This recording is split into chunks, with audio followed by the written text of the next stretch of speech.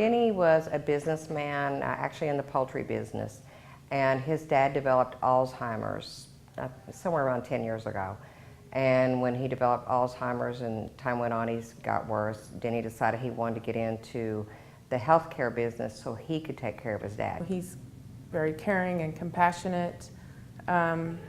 He cares about the people. He cares about our residents. They're number one in his books, and he always makes sure they're taken care of. He's probably the most dependable and heartwarming person that you could ever meet.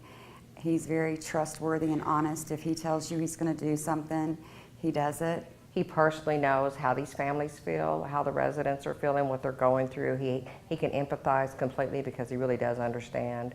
And then he gets attached, I guess would be the right word, to the families, the residents, and the employees here. He genuinely really cares. He will sit down and listen to whatever your problem is, and if he can help you or if you just need to unload and vent, he actually presents as someone who really does care about you. Denny is, he's really upbeat on education.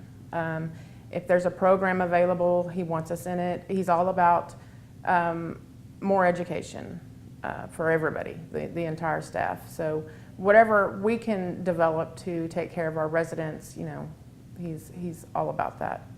You'll never find a man who has as good a heart, absolutely just has a heart for the business, for everybody in it, and still has a good business sense. And he pays attention to the overhead costs, the overtime for staff, and but at the same time makes sure that the residents get what they need and that the staff is also provided for. He's the best. And I've been doing this type of work for 30 years. He's the best I've ever worked for. He brought a different light into the building, and the building actually shines. And you can feel the love from the minute you walk in the door to greeting the residents, to the families. He's an angel.